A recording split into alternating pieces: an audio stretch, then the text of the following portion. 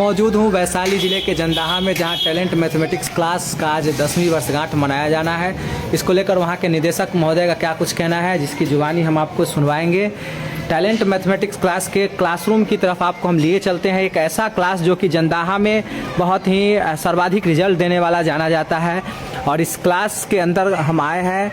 यहाँ पे आपको मैं दिखाने का प्रयास कर रहा हूँ कि अभी मैट्रिकुलेशन का रिजल्ट आया है। इसमें बच्चे जो पास आउट हैं उनका ये लगा हुआ है, नेम प्लेट लगा हुआ है कि रिजल्ट का बादशाह टैलेंट मैथमेटिक्स क्लासेज आप देख पा रहे हैं।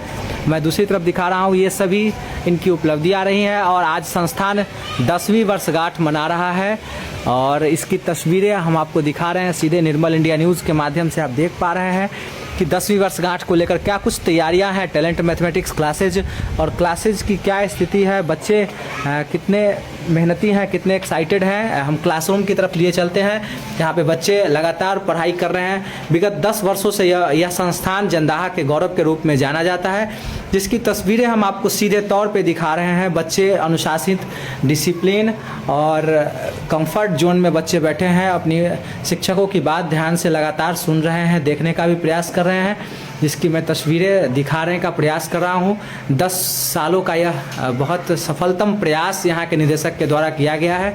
बच्चे आज पढ़ाई करके आज अपनी ज़िंदगी का अपना उज्जवल भविष्य बना रहे हैं। 10 साल के उपरांत संस्थान पर एक बहुत बड़ा कार्यक्रम भी है, जिसकी तस्वीरें मैं आपको दिखाऊंगा, और आज इस क्लासरूम की तस्वीरें मैं आपको दिखाने का प्रयास कर रहा हूं कि इस तरह की व्यवस्था है इस संस्थान में। देखिए, इन्होंने लिखा है, जो मुस्कुरा रहा है उसे दर्द ने पाला होगा, जो चल रहा है उसे पाँव में छाता होगा, बिना संघर्ष के इंसान चमक नहीं होता, जो जलेगा उसी के दिए में उजाला होगा। बहुत ही शानदार चीज़ें इन्होंने दिखाने का प्रयास किया है। यह क्लासरूम की एक्सक्लूसिव तस्वीरें, बहुत ही शानदार प्लेग्राउंड, बच्चे को व्यवस्था बहुत ही शानदार दी जाती है इस कोचिंग संस्थान में। इसकी एक्सक्लूसिव तस्वीरें आप देखिए निर्मल इंडिया न्यूज़। सफलता की कहानी, सफल व्यक्ति की जुबानी। निर्मल इंडिया न्यूज़ का खास एपिसोड आप देखना शुरू कर दिए हैं। मैं हूं आपका साथी, आपका दोस्त रविशंकर। आज मैं एक ऐसे शख्स, ऐसे मेहमान से आपको मिलवाने जा रहा हूं, जिसका बहुत लंबा अनुभव रहा है, बहुत संघर्ष भरी कहानी रही है। आज हम रूबरू होते हैं, हमारे साथ एक ऐसे मेहमान जुड़े हुए हैं जिनका नाम है चंदन कुमार जी, और पेशे से शिक्षक हैं। सबसे पहले सर, आपका बहुत बहुत स्वागत है हमारे साथ बातचीत। नमस्कार सर। चंदन जी, आपका ज़िंदगी बहुत संघर्ष में रहा है। पूरा नाम बताएं हमारे दर्शकों को। मेरा नाम चंदन कुमार हुआ सर। आपका घर कहाँ है? मेरा घर जावज पड़ गया। कहाँ, कब जन्म हुआ था आपका? मेरा जन्म हुआ था 1 मई 1998। चंदन जी, आपके बारे में लोग कहते हैं कि आप बहुत मेहनती हैं, पिताजी आपके बहुत मेहनत करके आपको आगे बढ़े हैं। अच्छा, एक बात बताइए हमारे दर्शकों को, पिताजी आपके क्या करते थे? हमारे पिताजी राजमिस्त्री का काम करते थे, बट 2020 में 15 अगस्त के दिन उनका एक्सीडेंट हो गया। उसके बाद वो अब घर पे ही रहते हैं। बिल्कुल। तो कभी ऐसा नहीं लगा कि पिताजी के एक्सीडेंट होने के बाद आप ज़िंदगी में अकेले हो गए? कैसे आपकी ज़िंदगी में बदलाव आया? नहीं, पिताजी के एक्सीडेंट हो जाने के बाद मतलब हम लोग को एक अलग सा एक अनुभव हुआ, जो अब हम लोग के ऊपर एक जिम्मेदारी सी आ गई है, जो अब उनका वो स्थिति नहीं रहा, उनका वो एज नहीं रहा जिसमें वो काम कर सके, ताकि अब हम लोग को जो है से अब उनको घर पे बैठा करके, घर पे रख करके अच्छा खासा भोजन दे सके, कम से कम उनको जैसे अब तो मतलब चैन की जिंदगी दे सके उनको, ताकि हम लोग को फिर काफ़ी स्ट्रगल करना पड़ा इसके लिए। बिल्कुल। तो कितने वर्ष की उम्र से ही आप पढ़ाई करा रहे हैं बच्चों को? हम जब क्लास 6 में पढ़ते थे ना, उस समय से बच्चों को पढ़ा रहे। 6 में पढ़ते थे तब 5 तक पढ़ाते थे, फिर 7 में गए तो 6 तक पढ़ाते गए। जैसे जैसे ऊपर बढ़ते गए वैसे वैसे नीचे क्लास के बच्चों को पकड़ते चले गए और पढ़ाते चले गए। तो आज का जो दौर चल रहा है, शिक्षा का व्यवसायीकरण हो गया, उसमें भी आप सेवा भावना से पढ़ा रहे हैं, तो कब से लगा कि ज़िंदगी में हमको ये बदलाव करना है? सर, बचपन से ही मतलब जिंदगी उस लायक रही ना, जिसमें हम लोग को मतलब परिवार की स्थिति इतनी डैमेज रही कि खाने से लेकर के पीने से लेकर हर तरह की समस्याओं से झेलना पड़ा। उसके बाद हम लोग क्लास से अब आगे पढ़ने के लिए परिवार उतनी मतलब बेहतर स्थिति में थी नहीं, जिस वजह से हम लोग को पढ़ा करके बचपन से ही पढ़ना पड़ा। बिल्कुल। क्या लक्ष्य है आपका? लक्ष्य तो जीवन में मतलब पहले तो शिक्षक बनना है। दूसरा लक्ष्य है जीवन में मतलब हम लोग को पढ़ाने के दौरान पिताजी ने जो कष्ट किया, हमारी माँ ने जो कष्ट की, कम से कम ये लक्ष्य रहेगा कि इस मतलब बुढ़ापे की स्थिति में उन लोगों को वैसी जिंदगी जो हम लोग को पढ़ाते वक्त जवानी में जैसे वो लोग जिंदगी काटे वैसे बुढ़ापा उनका न कटे और काफी अच्छे से, और कोशिश है जो बुढ़ापा उनका काफी अच्छे से गुजरेगा जैसा हम सोचे हैं। तो आप कितने भाई बहन हैं? हम 2 भाई हैं। बिल्कुल। तो बड़े भाई क्या करते हैं? और बड़े भाई जिनका नाम कृष्णा कुमार है वो भी शिक्षक है। बिल्कुल। वो भी पढ़ाने का काम करते हैं। एक बात बताइए, आप क्या बचपन का शिक्षा कहाँ से हुआ? मेरा बचपन का शिक्षा हमारे जाय स्कूल में ही जाय स्कूल से ही हुआ। उसके बाद मेरा मैट्रिक रामावतार सहाय से हुआ। बिल्कुल। इंटर कहाँ से किए? इंटर हमारा समता कॉलेज रहा। स्नातक कहाँ से किए? स्नातक भी समता कॉलेज से रहा। फिर पढ़ाई करने के साथ साथ आप तो नौकरी कर सकते थे, फिर क्यों नहीं किए?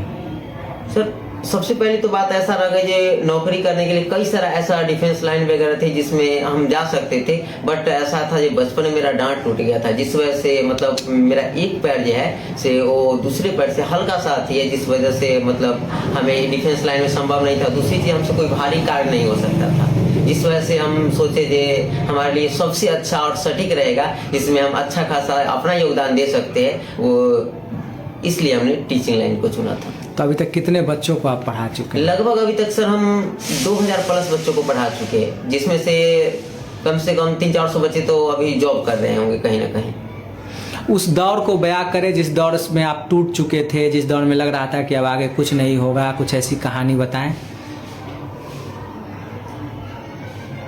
सर जब हमारा बचपन में डांट टूट गया था उसके बाद मतलब 1.5 साल तक हम बेड पर रहे थे। अच्छा। 1.5 साल तक बेड पर रहने के बाद जैसे जब प्लास्टर कटाया गया तो ऐसा स्थिति हुआ जे मतलब हमारा पैर सीधा नहीं हुआ था। उसके बाद मतलब लाठी धके चलते थे। घर की बेचारे हुआ जे बेटा लड़का है किसी तरह अपना सब्जी वगैरह बेच करके जिंदगी को क्या कर लेगा, गुजार लेगा।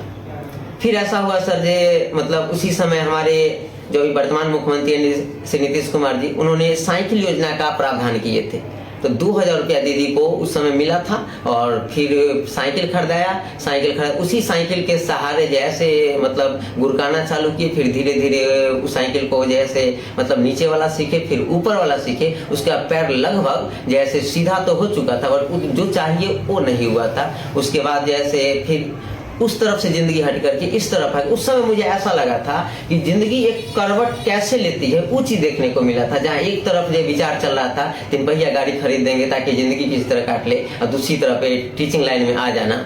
उस समय ऐसा लगा था कि जिंदगी एक नया मोड़ लिया है हमारा। बिल्कुल।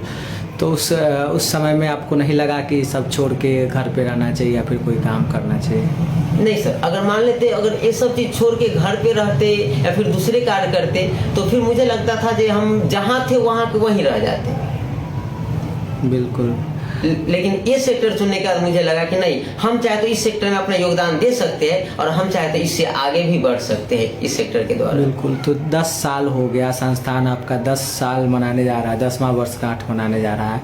इस उपलक्ष्य पे क्या संदेश देना चाहेंगे? इस उपलक्ष्य में संदेश देना चाहेंगे सर ये जो 10 साल में मेरा जो हमारे यहाँ जो बच्चे पढ़े उनके प्रति जितना योगदान रहा, आने वाले समय में भी अगर हम टीचिंग लाइन में रहते अभी तत्काल में जो हमारा कोचिंग चल रहा है टैलेंट मैथमेटिक्स क्लास है, इसमें आने वाले बच्चों को जो 10 साल में मैंने योगदान दिया है वो आने वाले 10 साल में भी क्या करेंगे, अगर इस सेक्टर में रहेंगे तो बच्चों को और ज़्यादा अपना योगदान देने की कोशिश करेंगे। बिल्कुल। युवाओं को क्या संदेश देना चाहेंगे? युवाओं को संदेश देना चाहेंगे कि अभी जो नई युवा पीढ़ी बढ़ी है उसमें मतलब सबसे पहले तो ये चीज करे जे हमारे जो गार्जियंस जो हमारे प्रति खर्च करते हैं वो कलम कॉपी कटर मेट्रो हर चीज जोड़ के देते हैं, सिर्फ किस चीज के लिए, एक हल्की सी खुशी जिसे जॉब बोलते हैं। लेकिन उसे आज के जो न्यू पीढ़ी की जो युवा है वो थोड़ा सा इस चीज से वंचित हो रहे हैं और इसका सबसे बड़ा वजह है उनके पास एंड्रॉइड फोन का हो जाना, जिस वजह से वो अपनी जिंदगी ज्यादा पढ़ाई से ज्यादा वो एंड्रॉइड फोन की तरफ। यानी कि आप मोबाइल को दोषी मानते हैं? आज की युवा पीढ़ी में बिगड़ने का सबसे बड़ा कारण हम मोबाइल को मानते हैं। तो डिजिटल दुनिया भी तो हो गया सर। डिजिटल दुनिया हो गया तो बच्चों को ये चीज समझना तो पड़ेगा ना कि जिस अनुसार हमें भूख लगती है खाना खाते हैं, जिस अनुसार हमें लगता है गर्मी लगती है तो हम स्नान करते हैं, तो उस अनुसार बच्चों को लगना भी तो चाहिए ना। जे चलो अब हमको 2 घंटा मोबाइल देखें तो 2 घंटा हम ईमानदारी से पढ़ाई भी तो कर लेना, लेकिन 2 घंटा मोबाइल देख लेते हैं लेकिन 2 घंटा पढ़ाई नहीं हो पाती है। बिल्कुल। चलिए, जीवन का क्या उद्देश्य है? जीवन का उद्देश्य है जे कम से कम जो हमारा इससे पीछे जो रहा, जो अतीत जो बीता, वैसा हमारा फ्यूचर ना बीते। और आने वाले समय में यही आशा रहेगी कि कम से कम हमारा जो आज जो जिंदगी है इससे कई गुना बेहतर आगे हो हमारा। तो सबसे बड़ा सवाल आता है युवाओं के मन में कि जिस तरह से युवा वर्ग भटकते जा रहे हैं, भटकाव होता जा रहा है, संघर्ष करना नहीं चाहते हैं, उस दरमियान में आपकी संघर्ष की कहानी बहुत ही प्रेरणादायक है, लोगों के बीच बहुत शानदार मैसेज दे रहा है। तो एक चीज़ बताइए चंदन जी, कभी पिताजी नहीं कहे कि सब काम छोड़ दो, दूसरा काम पकड़ लो? नहीं, पिताजी कभी इस तरह का राय नहीं थी। बस पिताजी का लक्ष्य एक ही था, किसी तरह मतलब हमारा दोनों बेटा पढ़े। बिल्कुल। तो आपके बड़े भाई भी शिक्षक हैं? हाँ, वो भी शिक्षक है। आप भी शिक्षक हैं। घर की स्थिति अच्छी हो गई? हाँ, अब लगभग कहीं ना कहीं अच्छी है सर। चलिए, कभी मोड़ हमारे जीवन में ऐसा भी आया था जब हम इंटर क्लास में पढ़ते थे, तो हम खैर शिक्षक का तो नाम नहीं बताएंगे क्योंकि वो हमारे गुरुदेव थे, बट ऐसी स्थिति थी जब हम पढ़ते थे तो मतलब इंग्लिश का ट्यूशन पढ़ते थे। इंग्लिश के ट्यूशन में हमें पैसा देने के लिए तक नहीं था, मतलब उस समय घर की स्थिति खराब थी। पिताजी 15,500 रुपया का मंथ कमाते थे, उसमें भी 12,500 के आसपास मीटिंग भरा जाती थी। 3,000 रुपया में पिताजी पटना रहते थे, फिर घर चलाना बहुत मुश्किल हो रही थी। तो ट्यूशन वाले सर ने बोले ऐसा करो, तुम कोचिंग छोड़ो, ट्यूशन छोड़ दो। फिर हमारे पास मजबूरियाँ थी, ट्यूशन छोड़ भी नहीं सकते थे, हमारा इंग्लिश काफ़ी वीक था। इस वजह से उन टीचर बोले हमारे पास एक उपाय है, ऐसा करो, हमारे बेटे का छठी है, उसमें तुम खाना अगर लेबर के साथ रह के अगर खाना बना देते हो तो हम तुम्हारा पैसा माफ कर देंगे। तब जाके हमने मतलब उनके बेटे की छठी में लेबर का खाना बना करके, मतलब लेबर जो रह करके खाना बनाए थे, उसके बाद जैसे हमारे पैसा माफ हुआ था, उसके बाद फिर हम इंग्लिश का ट्यूशन पढ़ाई किए। तो इतना लंबा रहा है। और कोई कहानी जिंदगी की यादों को लेकर? जिंदगी की यादों को लेकर क्या रहेगा? शादी हो गई है? नहीं सर, शादी नहीं हुई। अच्छा, अगर ऊपर वाला चाहेगा अगला जन्म देने के लिए तो क्या बनना चाहेंगे? अगला जन्म अगर ऊपर वाला देना चाहेगा तो हम शिक्षक ही बनना चाहेंगे। और दूसरी इच्छा ये भी रहेगी कि अगला जन्म में मुझे इसी माँ बाप की कोख से जन्म हो हमारा। बिल्कुल। तो अभी किस नाम से कोचिंग चला रहे हैं? अभी मेरा कोचिंग टैलेंट मैथमेटिक्स क्लासेस के नाम से चलता है, जंदाहा के सर्वोदय मैदान में। सर चलिए, बहुत बहुत धन्यवाद सर। Thank you. 10वीं वर्षगांठ के लिए आपको ढेर सारी शुभकामनाएं। जी, थैंक यू।